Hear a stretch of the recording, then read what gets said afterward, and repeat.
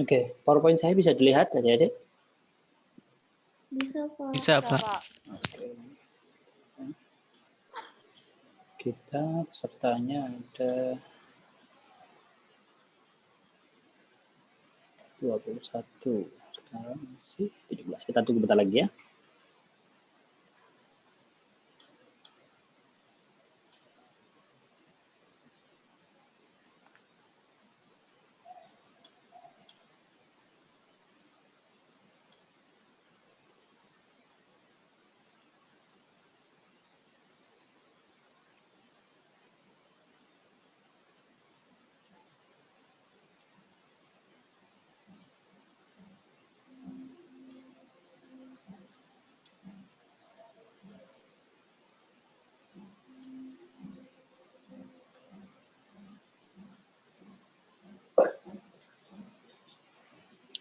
Oke, baik, kita akan mulai.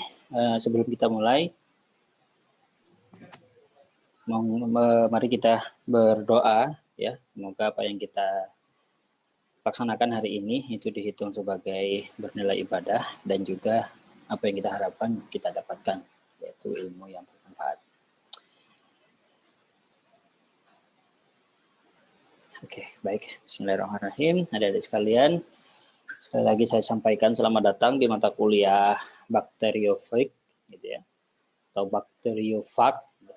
Yang betul yang mana sama saja, gitu ya. Hanya perbedaan pronunciation dan tidak mengganggu substansinya. Hari ini dan mungkin sampai dan minggu depan ya, hari ini dan minggu depan itu masih ada satu pembahasan ini, yaitu saya akan coba memberikan kuliah kepada Anda sekalian terkait dengan sejarah, kemudian biologi, dan juga klasifikasi dari bakteriofag. Ya. Nah,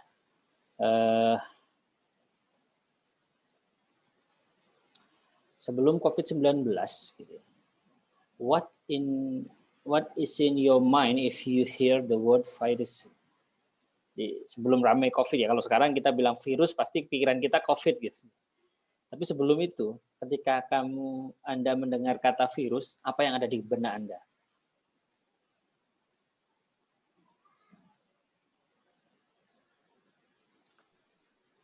Sesuatu yang tidak dapat dilihat, Pak. Sesuatu yang tidak dapat dilihat. Bentuknya kira-kira seperti apa virus itu?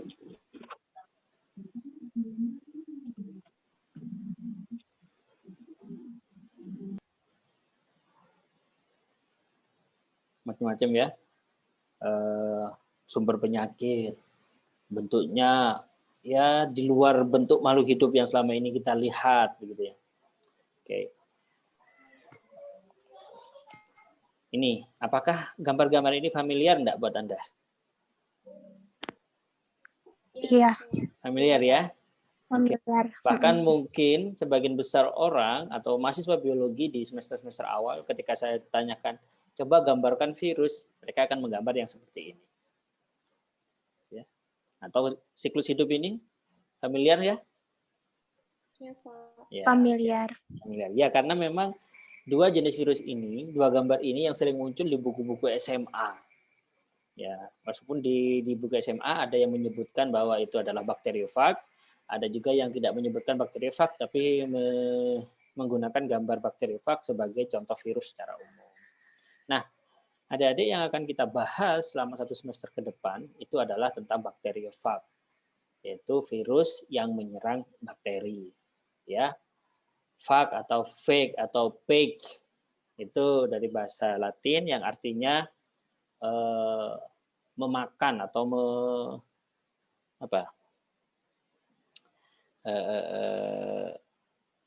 predator semacam itu ya. Jadi ini adalah sesuatu yang memakan virus, sesuatu yang memakan bakteri. Maka ketika kita sebut bakteriofag itu merujuk kepada sebuah entitas biologi yang mampu memakan dalam tanda kutip bakteri. Oke. Nah, ini adalah sejarah terkait dengan bakteriofag, gitu ya. Jadi bakteriofag ini virus that attack bacteria were observed by Fort and de Herelle Ya, yang mengobservasi pertama itu ada 2 orang ahli yang jaraknya tidak terlalu berbeda jauh, yaitu tahun 1915 dan 1917, yaitu Thwart ya, dan De Herel. Ya, mereka melakukan pengamatan kepada di sebuah kultur bakteri gitu ya, yang bakteri intestinal atau sekarang kita mengenalnya sebagai spesies Escherichia coli begitu, yang didapatkan dari sewage itu selokan. Mereka dapat E. coli dari selokan, diamati, kemudian pada tahun 1915 dan 1917 itulah dalam tanda kutip ditemukan bakteriofag. Oke, nanti akan saya jelaskan lebih lanjut detailnya. Ya, jadi bacteriophage are the viruses that can infect and destroy bacteria, yaitu virus yang dapat menginfeksi dan dapat menghancurkan atau membunuh bakteria. They have been referred as a bacterial parasite, ya. Pernah disebut sebagai parasitnya bakteri. Bakteri aja parasit. Ini parasitnya parasit, gitu ya. With each batch type depending on the single strain of bacteria to act as a host. Jadi dia itu adalah parasit yang spesifik. Jadi satu strain bakteriofag ya memang hanya bisa mengakses satu jenis bakteri gitu ya. Sampai agak di zaman modern ini sudah ditemukan ada yang namanya jumbophage. Ya, jumbophage. Jadi bakteriophage yang jumbo. Jumbo di sini bukan kemudian dia besar bisa dilihat, bukan ya. Tapi jumbo di sini karena dia punya banyak sekali reseptor sehingga dia punya rentang host yang lebih banyak.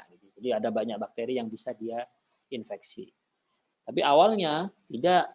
Jadi diketahui bahwa satu bakteriofag hanya bisa menyerang satu bakteri secara spesifik. Oke. Dan bakteriofag ini tidak menyerang selain bakteri. Itulah kenapa namanya kemudian paten dengan sebutan bakteriophage, bukan hanya phage saja. Karena memang virus ini hanya menyerang spesifik pada spesies bakteri. Oke, lanjut ya. Nah, ini sejarah secara agak lengkap, ya, tapi disingkat, gitu ya. Ditemukan pada tahun 1915-1917, gitu ya. Asalnya apa atau basisnya adalah clearing atau cell lysis in bacterian lawn. Jadi ada kultur bakteri yang kemudian kok ini tiba-tiba selnya lisis sendiri. Sel bakterinya lisis sendiri. Kenapa? Ya. Sehingga dimungkinkan saat itu, oh berarti ada sesuatu yang dapat memakan dalam tanda kutip bakteri tersebut. Gitu ya. Nah, kemudian saat itu IDS yang muncul adalah nature dari sebuah virus. Jadi memang sifatnya virus tersebut. Kemudian saat itu bakteriophage sudah digunakan sebagai as an agent to combat bacterial infectious. Jadi saat awal pun bakteriophage sudah dipakai sebagai agen untuk melawan bakteri-bakteri yang infeksius, ya. Karena ya kemampuan bakteriophage yang dapat melisiskan sel bakteri. Ya, jadi kalau bakterinya jahat, selnya lisis, otomatis penyakitnya bisa disembuhkan. Sedangkan bakteriophage tidak akan menyerang sel selain sel bakteri. Jadi aman untuk host yang diserang oleh bakteri tersebut. Contoh nih, misalkan ada pasien diabetes, gitu ya, diabetes dan dia mengalami ulkus, ya, ulkus atau luka diabetes, dan di situ banyak bakterinya. Ulkus diabetes biasanya susah sekali disembuhkan karena kandungan gula yang tinggi di dalam darah salah satunya menyebabkan itu menjadi rumah yang cocok untuk bakteri, gitu ya. Sehingga susah disembuhkan. Makanya cara penyembuhannya salah satunya sekarang salah satu yang dikerjakan oleh Bu Elia dan timnya di UNED ini adalah dengan mengembangkan bakteri yang dapat mengembangkan bakteriophage yang dapat menyerang bakteri ulkus diabetes itu.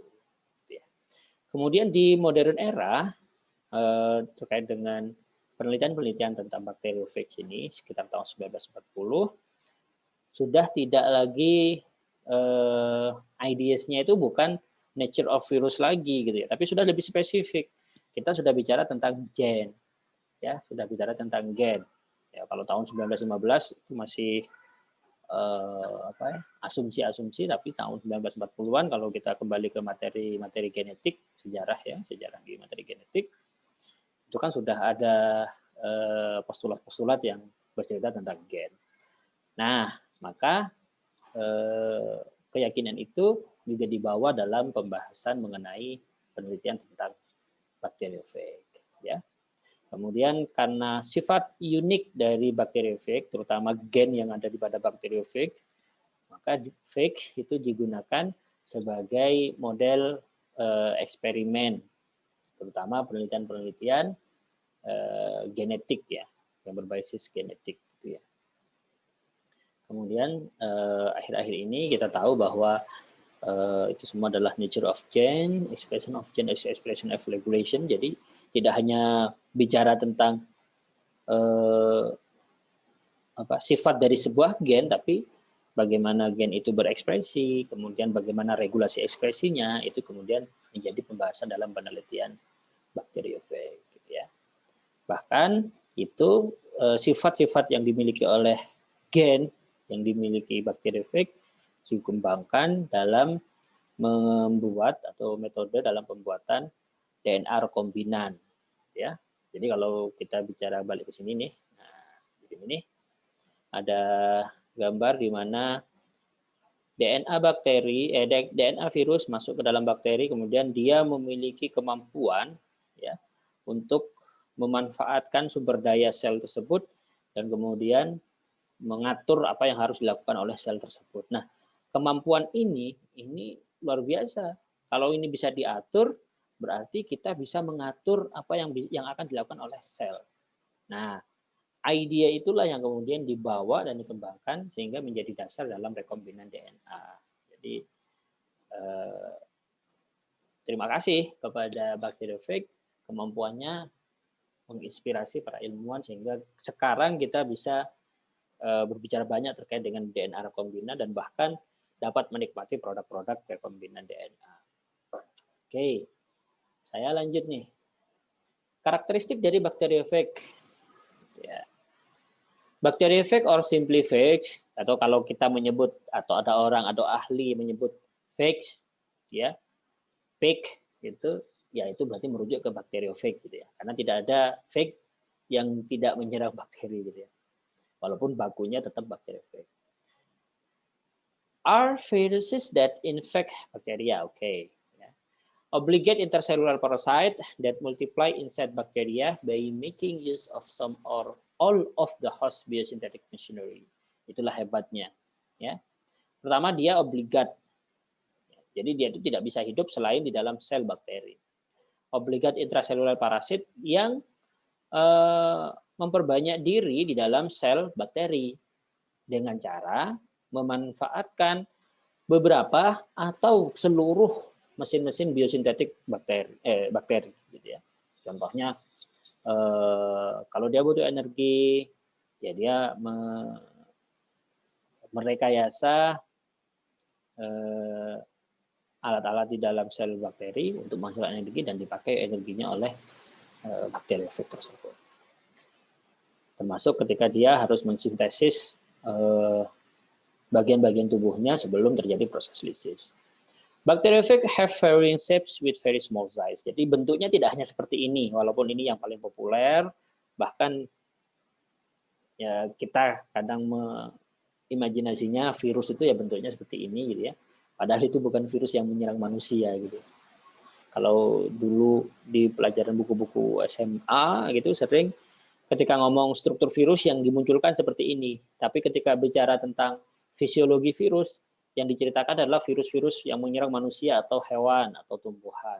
Tapi gambarnya kayak gini, ini kan sebenarnya kurang pas. Gitu ya.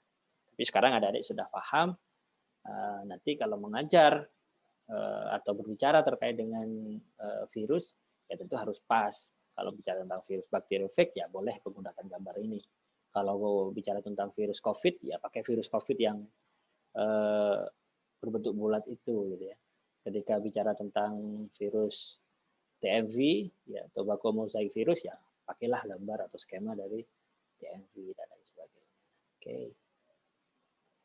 Nah, ini gambar aslinya ya, saudara. Kalau tadi yang kotak-kotak itu sudah pemodelan, gitu ya. Ini aslinya bakteriofag yang dilihat melalui mikroskop elektron, gitu ya.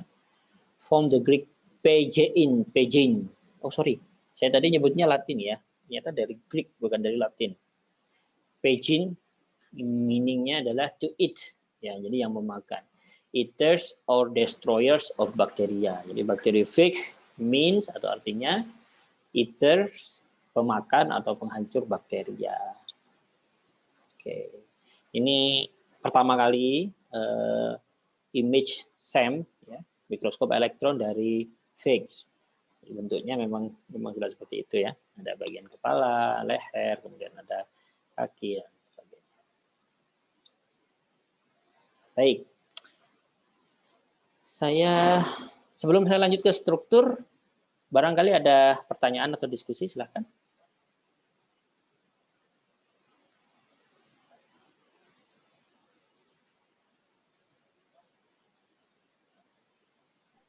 Belum, Pak. Belum ya. Oke. Saya lanjutkan. Berikutnya adalah struktur dari bakteriofag. Ya, dari gambar ini kita sudah bisa melihat ya, sudah bisa menduga kira-kira apa saja yang ada di dalam bakteriofag. Yang pertama adalah phage head ya, jadi kepala, bagian kepala. Terdiri atas selubung protein dan ada materi genetik atau genom di dalamnya sebagai intinya. Ya. Jadi di sini di head ini ada selubung proteinnya, kemudian di dalamnya selubung protein itu melindungi DNA atau materi genetik dari virus tersebut. Ya. Nah, genom ini adalah kode DNA. DNA codes for enzymes and protein necessary to replicate more viruses. Inilah yang tadi saya singgung sebagai kemampuan virus yang unik. Ya. Jadi kemampuan materi genetik virus yang unik karena dia mampu untuk memicu mesin-mesin sel inangnya untuk bertindak atau bekerja sesuai dengan kebutuhan si virus, gitu ya. Selain itu, dia juga mampu untuk melakukan replikasi, gitu ya.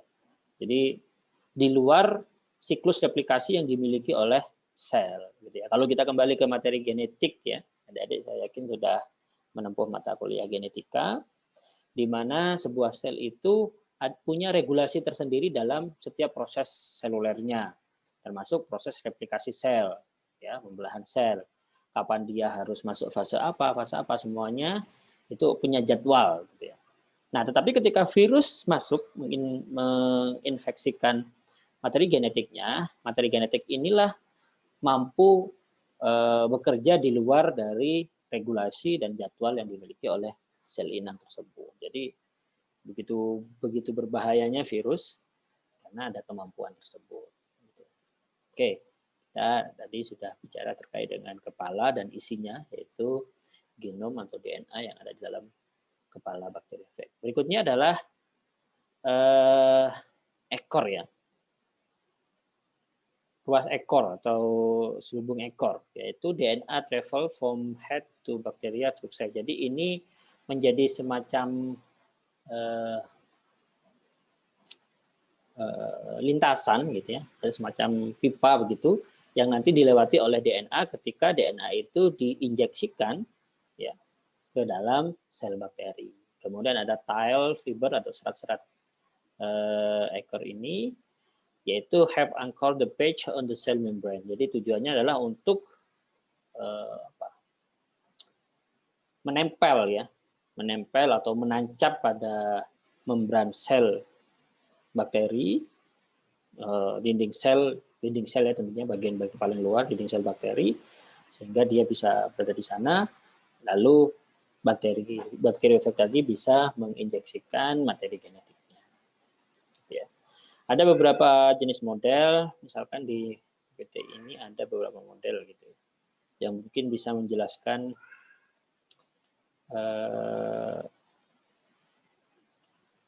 fungsi dari itu yang lebih pas. Nah, misalkan seperti ini. Nah, di sini tile fibernya digambarkan lincip gitu ya. Mungkin bisa menjadikan fungsi yang lebih pas. Oke, saya lanjut.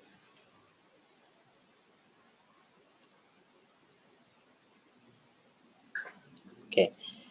Berikutnya terkait dengan biologi bacteriophage, yaitu faktor virulen yang dibawa oleh bacteriophage, gitu ya. Temperate phage can go through one or two life cycle upon entering a host cell. Jadi ada satu atau dua kali siklus atau dua kali siklus.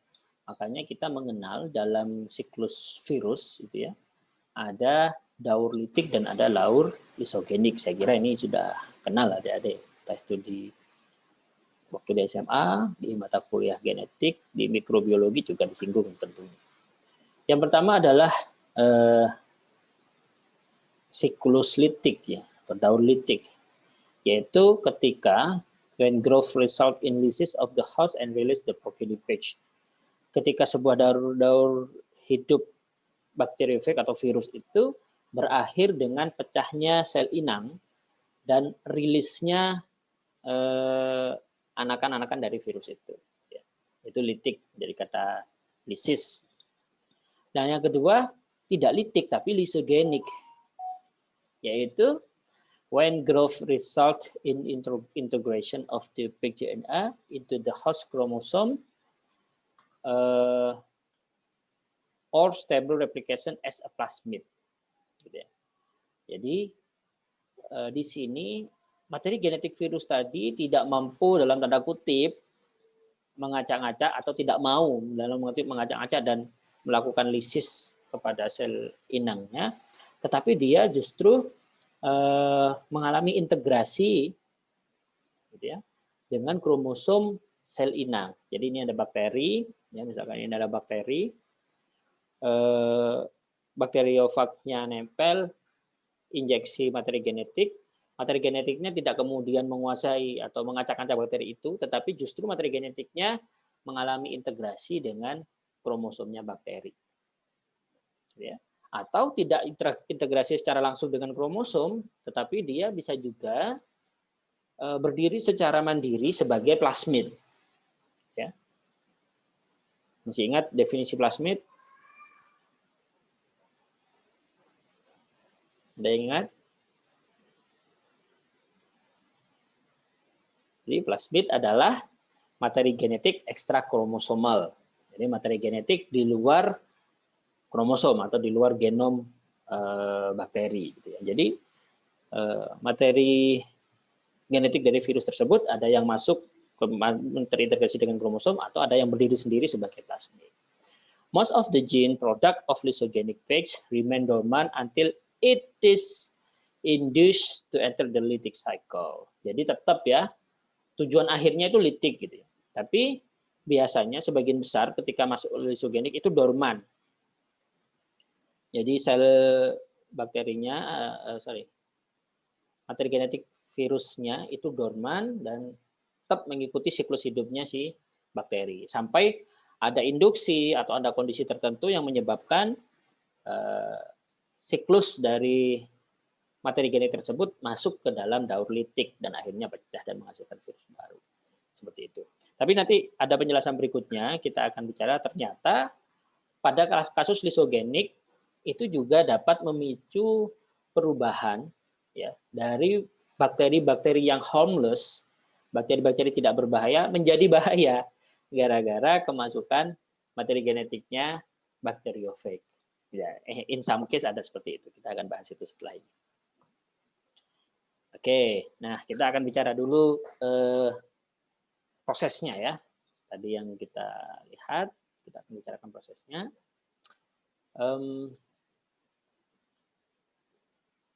Adsorption by lytic bacteriophage. Gitu. Yang pertama adalah adsorption, adsorb, ya. The bacteriophage bind to specific receptor on the bacterial cell wall. Gitu ya. Jadi bakteriophage ini nggak bisa ujuk-ujuk ya. Apa sih Pak? Ujuk-ujuk itu apa ya? Tiba-tiba. Ini orang Jawa ini yang betul. Nggak mau tiba-tiba nempel ke bakteri kemudian melakukan prosesnya itu gitu ya. Tetapi dia harus bertemu atau ada sebuah reseptor spesifik pada sel bakteri, pada dinding sel bakteri gitu ya. Itulah kenapa bakteriophage ini memiliki ring host yang spesifik gitu ya.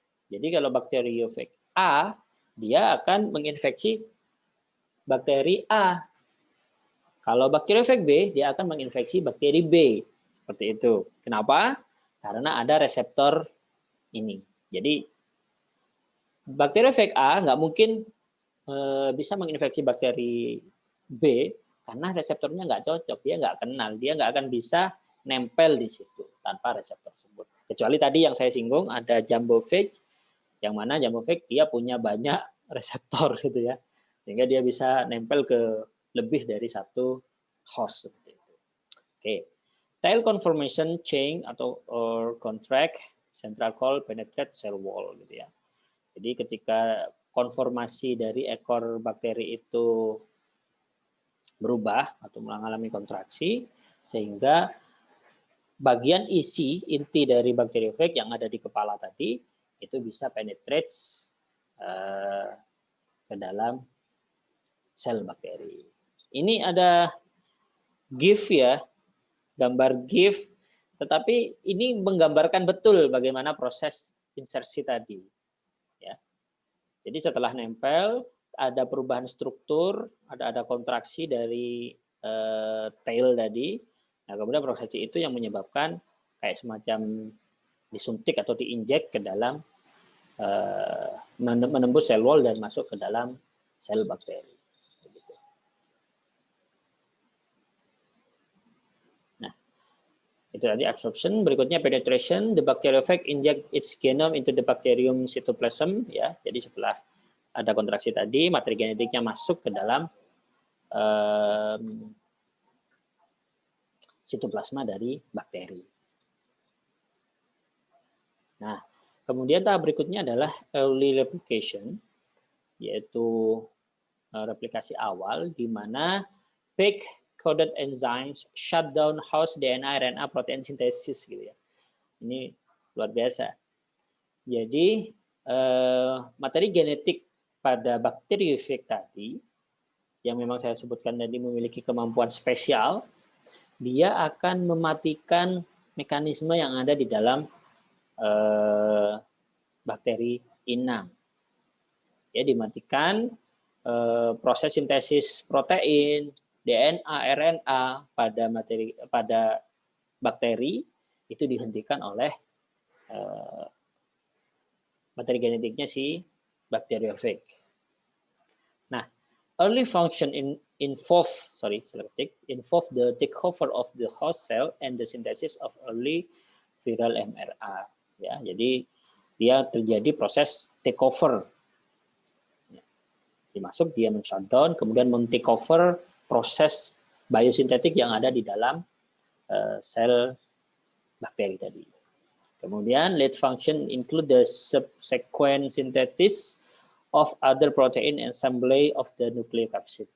Berikutnya tidak hanya menghentikan, setelah menghentikan, menguasai dan memerintahkan ya mesin biosintetik yang ada di dalam sel bakteri untuk memproduksi entah itu protein ya, kapsidnya gitu. Bahkan juga termasuk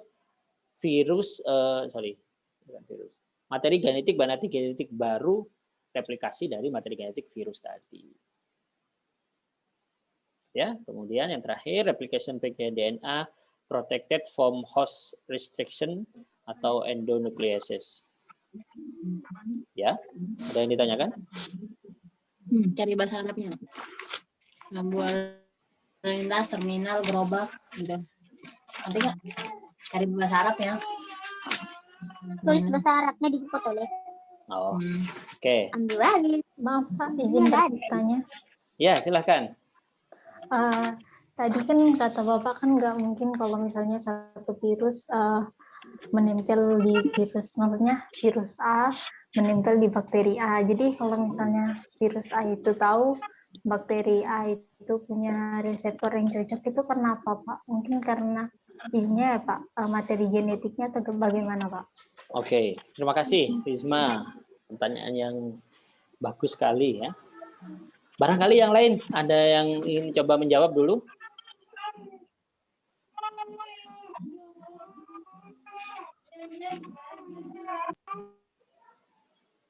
Ada yang lain barangkali mencoba menjawab pertanyaan dari Risma. Apa sih yang sebenarnya membuat si bakteriofag itu tahu bahwa oh iya saya itu nempelnya di sini, gitu. Bukan ke bakteri yang ono, gitu. Mungkin karena adanya reseptor spesifiknya tadi Pak yang disebutin sama Bapak. Oke, ya. Jadi betul sekali, Cucu Cahyani. Ini kayak penyanyi dangdut ya. Jadi ini yang bekerja di sini adalah proses kimiawi ya, adik-adik. Jadi si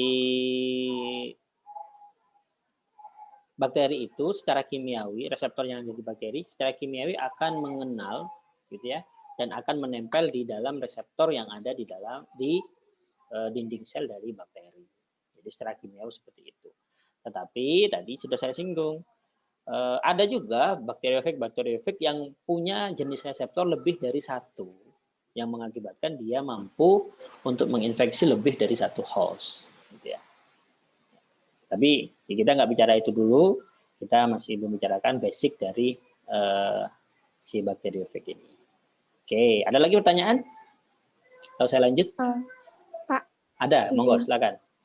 Mungkin tadi maksudnya seperti kerja enzim gitu ya, ada binding site-nya, reseptornya yang cocok. Iya, betul. Iya. Oke.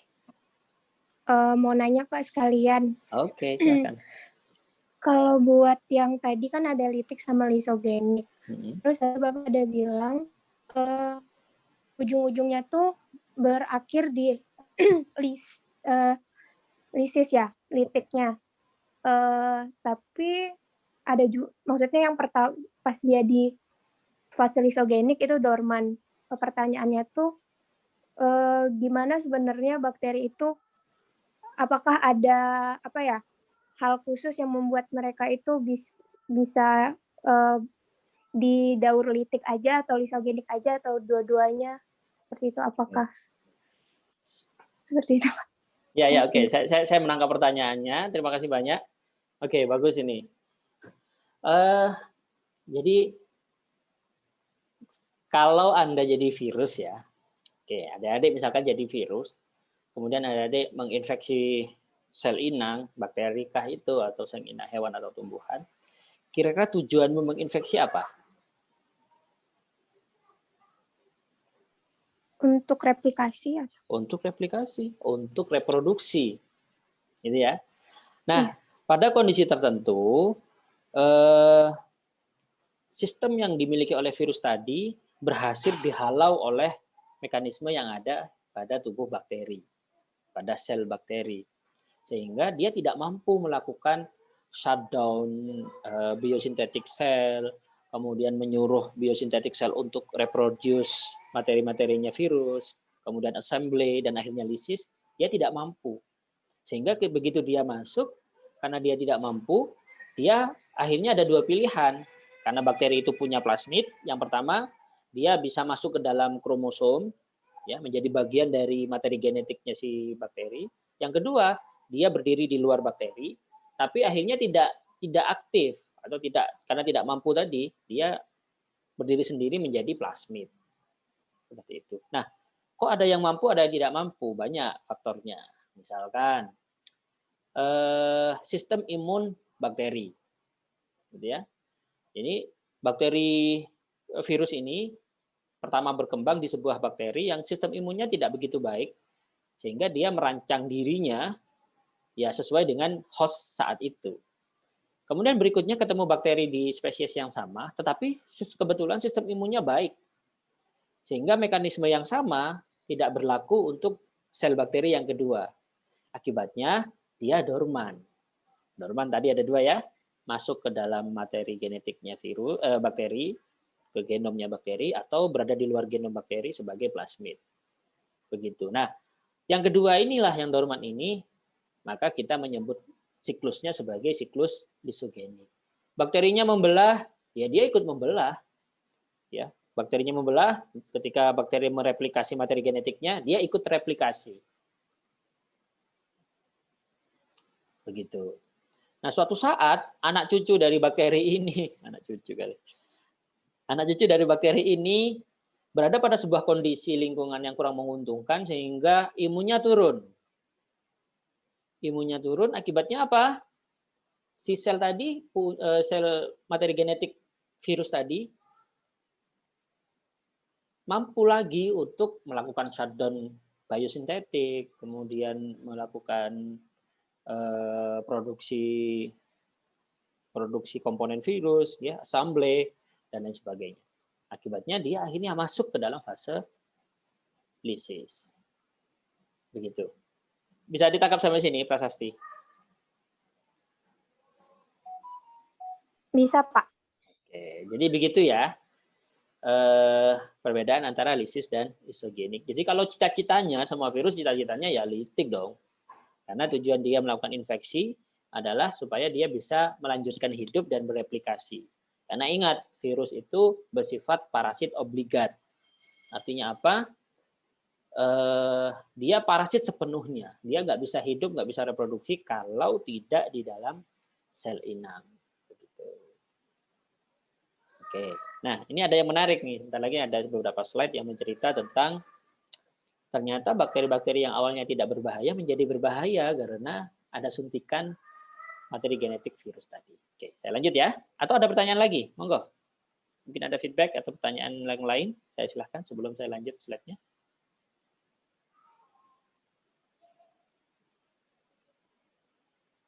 Oke, belum ya? Saya lanjutkan. Baik.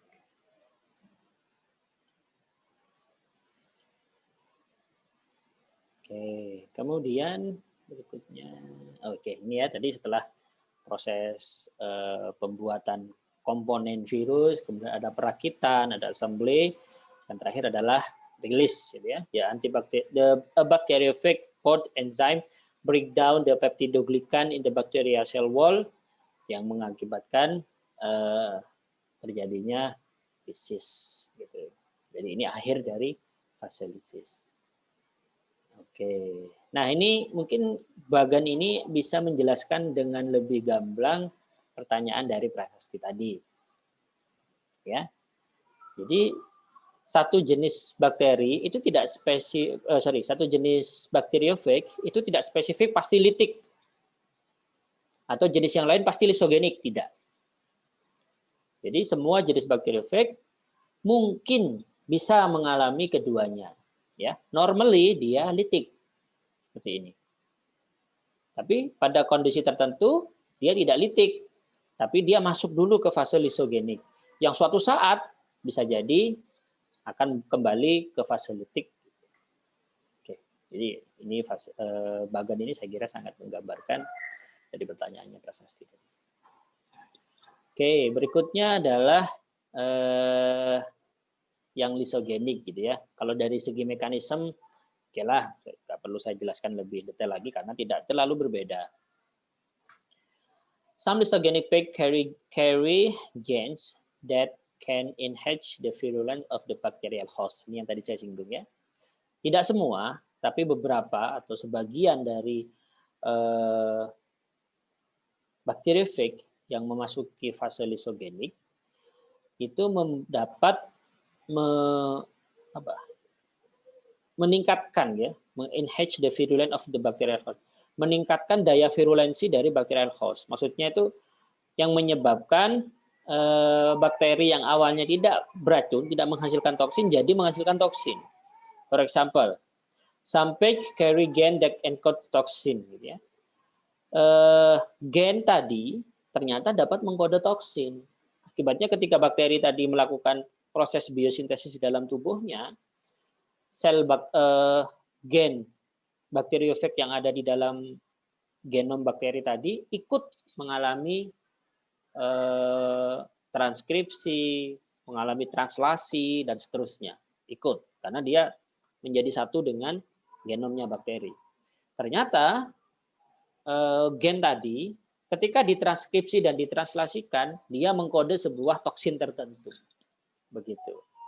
Jadi E. coli misalkan ya, E. coli normally ya tidak beracun, karena E. coli itu masuk dalam golongan bakteri flora normal. Gitu ya. Jadi dalam kolon kita pasti ada E. coli. Kalau nggak ada E. coli, bahaya. Anda makan sayur yang keluar sayur. Gitu ya.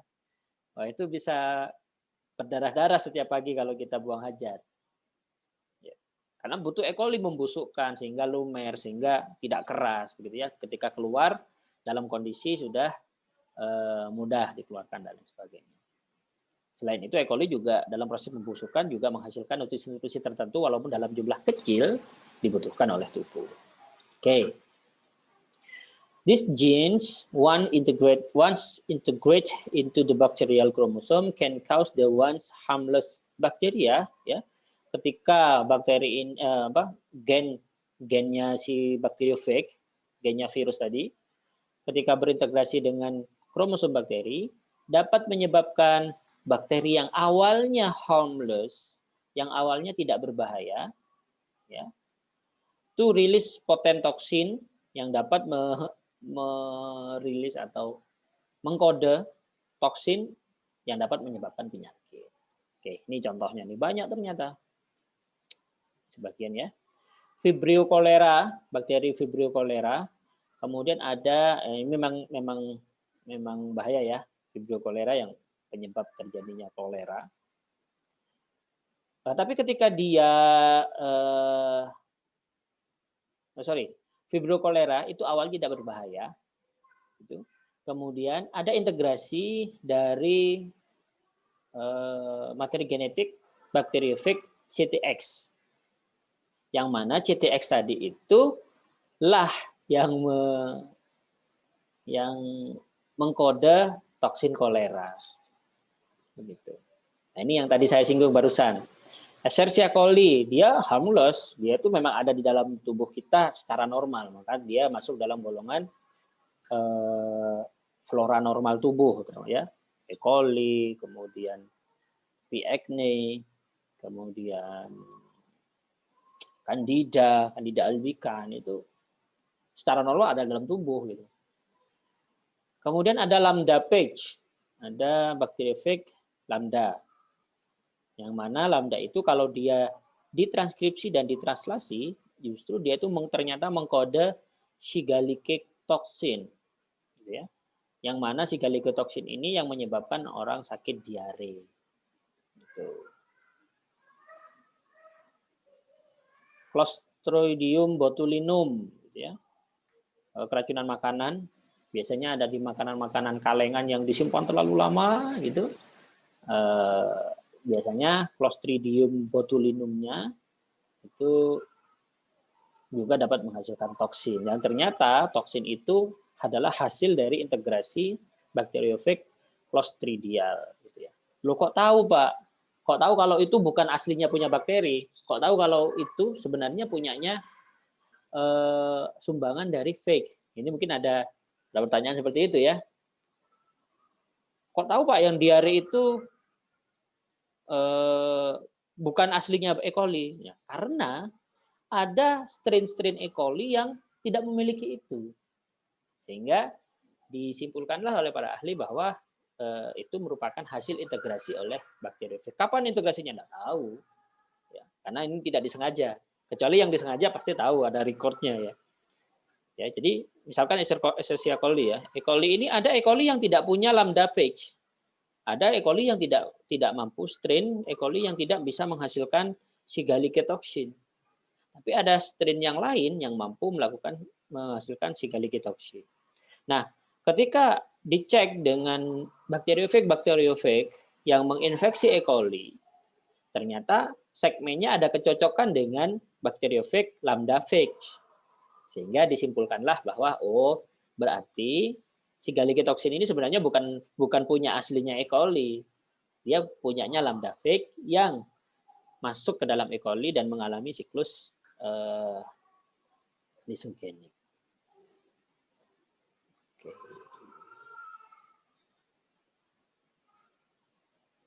Oke, ini ada sedikit video, bukan video, GIF ya, yang animasi terkait dengan lysogenik phage.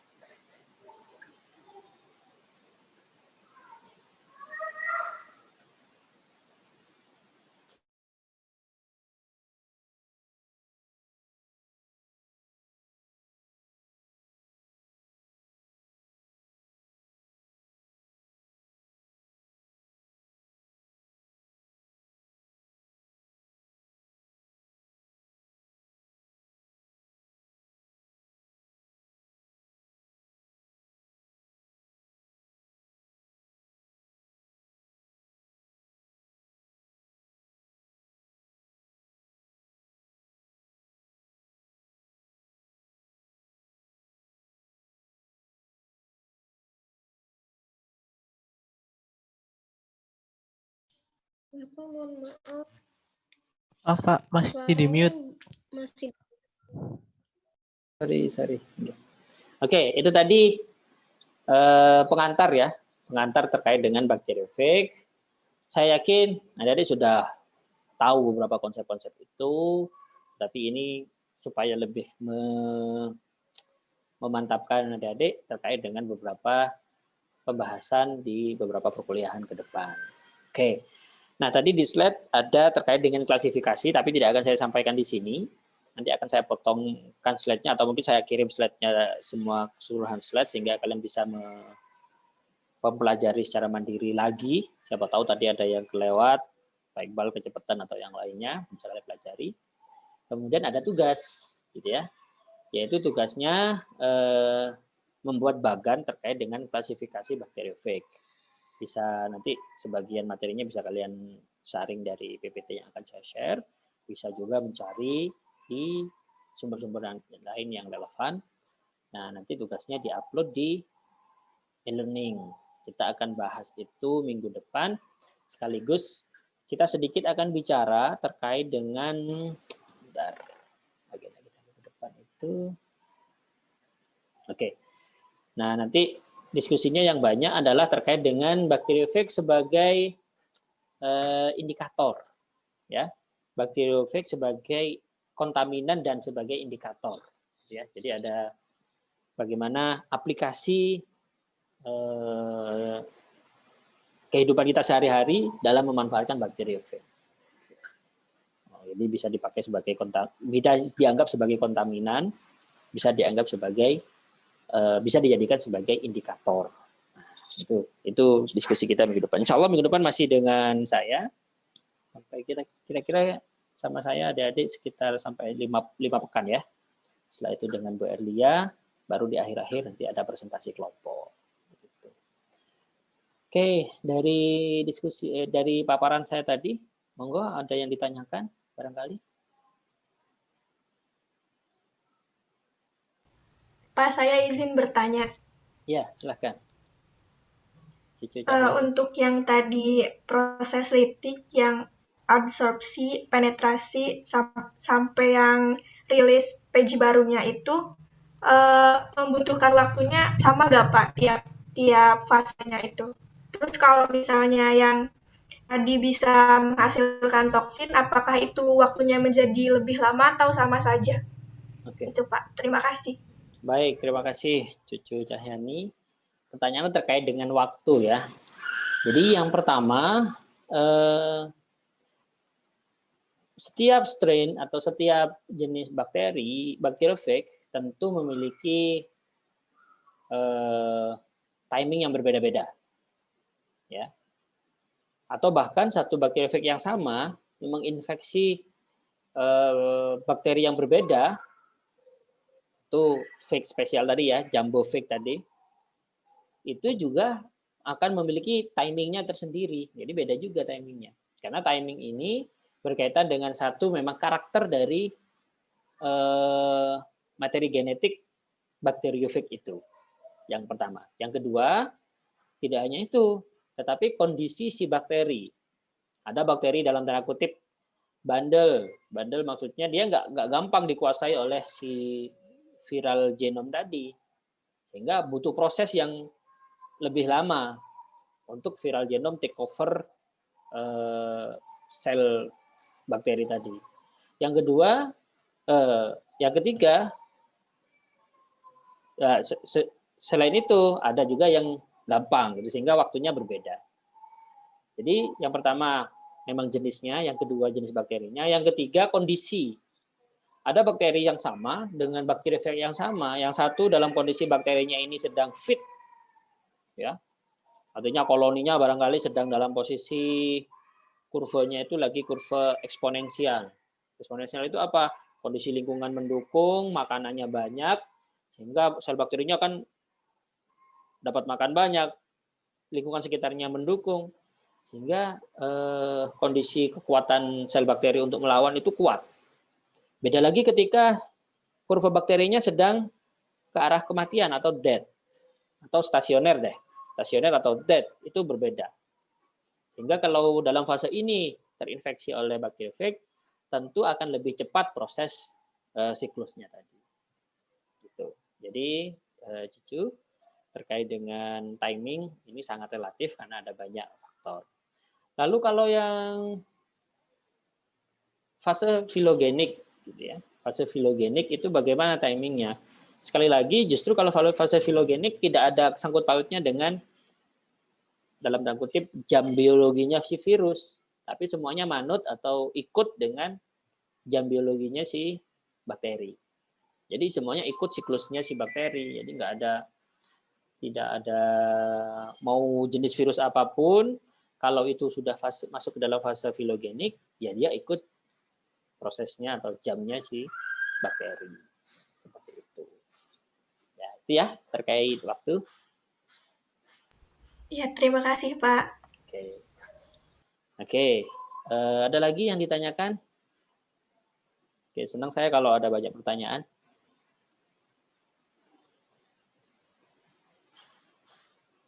Masih ada?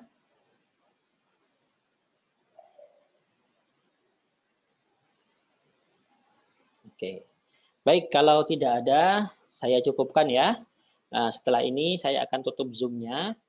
Terus saya akan segera menuju ke e-learning. Adik-adik bisa akses e-learning. Di situ insya Allah bentar lagi akan saya buatkan forum diskusi. Bisa diskusi di sana.